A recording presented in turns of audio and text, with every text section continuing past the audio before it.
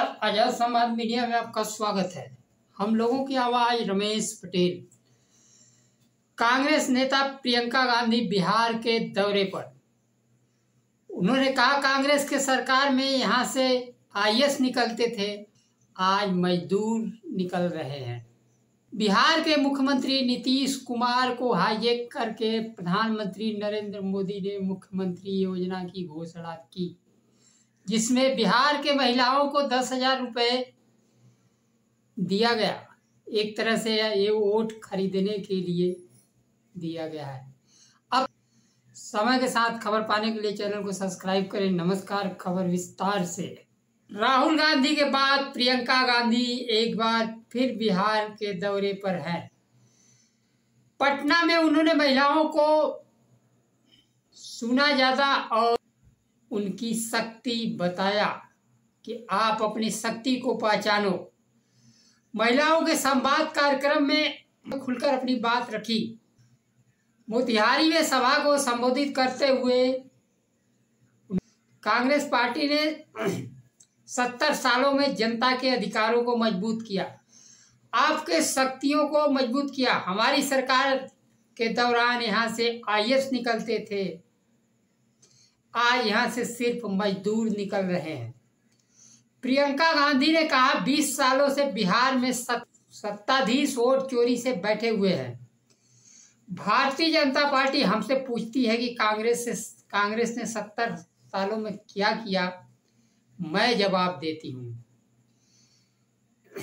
कांग्रेस ने आपके अधिकारों को मजबूत किया, बड़े बड़े शिक्षण संस्थान खोले, उद्योग धंधे लगे, बांध बने, सड़क बने और मेरी सरकार में यहाँ से सबसे अधिक आईएएस और आईएफएस बिहार से निकलते थे। यह एक शिक्षित समाज था। आज देश में तथा बिहार में रोजगार नहीं है। पूरे देश में मैं घूमती हूँ। हिमाचल प्रदेश में मेरा घर है, घर बन रहा था। मजदूर कहाँ से? तमिलनाडु में, मुंबई में इमारत बन रही है, सड़क बन रही है, कहाँ से मजदूर हैं? बिहार के हैं। 20 वर्षों में नीतीश की एनडीए सरकार, नीतीश और एनडीए की सरकार है। चुनाव से कुछ पहले 10,000 रुपये नगद घूस देना पड़ रहा है वोट लेने के लिए। मुख्यमंत्री नीतीश कुमार के नाम से योजना और प्रधानमंत्री फीता काट रहे हैं। प्रधानमंत्री अपने 11 वर्षों के कार्यकाल में रोजगार, नौकरी न तो दिया बल्कि छीन लिया और आज वोट लेने के लिए डायरेक्ट घूस देना पड़ रहा है। प्रियंका गांधी ने कहा यह सम्मान नहीं है, सम्मान तब मिलेगा जब नौकरियां मिलेगा, बेटियां सुरक्षित रहेंगी। मोदी सरकार सम्मान नहीं दे सकते। नीतीश कुमार का सत्ता पर नियंत्रण नहीं रह गया। योजना मुख्यमंत्री के नाम प्रधानमंत्री घोषित कर रहे हैं। मंत्री मोदी 11 वर्षों से तथा 20 वर्षों से नीतीश की सरकार कुछ नहीं किया। 20 वर्षों में महिलाओं के लिए क्या किया? भारतीय जनता पार्टी की निकम्मी सरकार भगाओ और नई सरकार लाओ, जो आपके लिए काम की बेरोजगारी पर बोलते हुए कहा यहाँ रोजगार के साधन नहीं है। पलायन के कारण परिवार को अकेले में रहना पड़ता है। घर के परिस्थितियों को आप महिलाएं खूब समझती हैं। चुनाव की भी परिस्थितियां समझिए। अगर आप सम्मान और न्याय चाहती हैं तो एनडीए सरकार को हराना पड़ेगा। हमारी सरकार बनी तो हर महीने महिलाओं को 2500 रुपये दिए जाएंगे। 25 लाख का स्वास्थ्य बीमा मुफ्त में दिया जाएगा।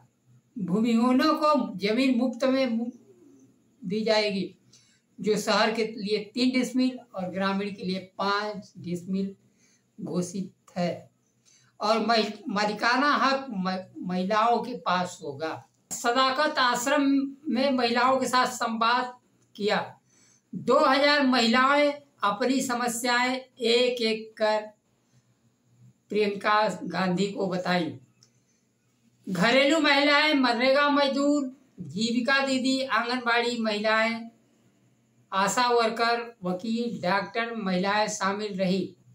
जीविका दीदी, आशा वर्कर जैसी महिलाएं ने कहा, हमको वेतन तो आधा मिलता है और काम फुल टाइम का सरकार चाहती है। आंगनबाड़ी महिलाएं, आशा वर्कर को सम्मानजनक वेतन नहीं मिल रहा है।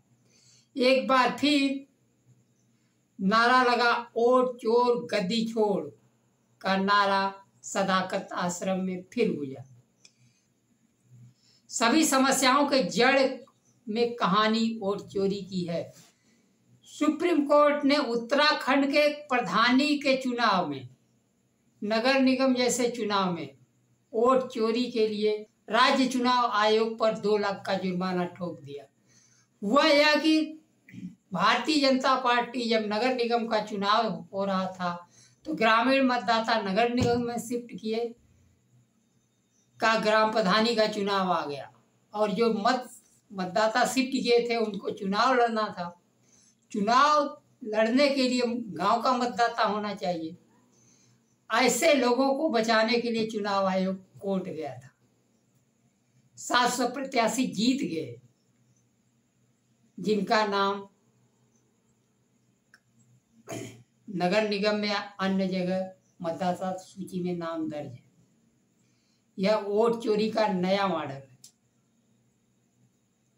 भारतीय जनता पार्टी पंचायत चुनाव तक को नहीं छोड़ रही है तो वह प्रधानमंत्री, सांसद, विधायक के चुनाव को कैसे छोड़ेगी। उनके इस काम में ज्ञानेश कुमार भरपूर मदद कर रहे हैं। राहुल गांधी के आरोपों के बाद जांच कराना तो दूर, उल्टे राहुल गांधी से हलफनामा मांगा जाता रहा। लेकिन जब देश की जनता में जागरूकता जगी तो अब चुनाव आयोग बैलेट पेपर को ईवीएम से पहले गिनने की बात कही है, जबकि होना यह चाहिए कि जब तक बैलेट पेपर गिना नहीं जाता है तब तक ईवीएम ना खुले। देश में आज महाराष्ट्र हो, कर्नाटक हो, हरियाणा हो, बिहार, उत्तराखंड, हर जगह वोट चोरी की बात सामने आ रही है। को अभी हाइड्रोजन बम फोड़ना बाकी है, वह बम कितना तहलका मचाता है। चुनाव आयोग की विश्वसनीयता खतरे में है। देश की जनता हर तरह से जान चुकी है और इसका पहला परीक्षण बिहार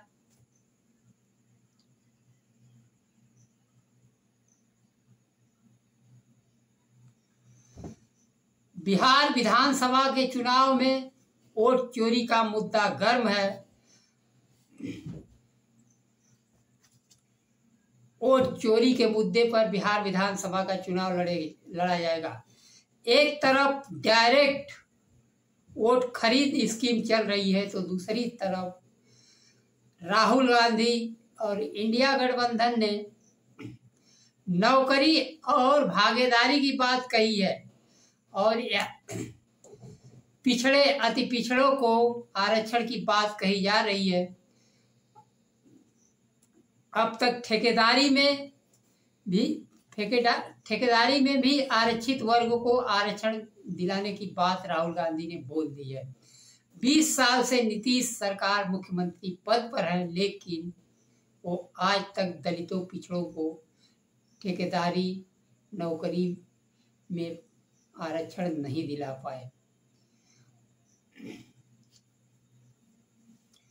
वह तो तेजस्वी यादव की देन है कि उन्होंने 17 महीने की सरकार बनाई और 5 लाख लोगों को नौकरी दी और जाति जनगणना करवाने के बाद नीतीश कुमार फिर छटक गए, क्योंकि वह नहीं चाहते थे कि दलितों, पिछड़ों को नौकरी और भागीदारी, शिक्षा मिले।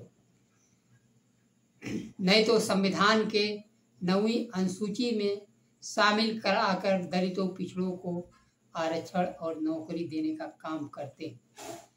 आज के लिए बस इतना ही। नमस्कार। जय संविधान।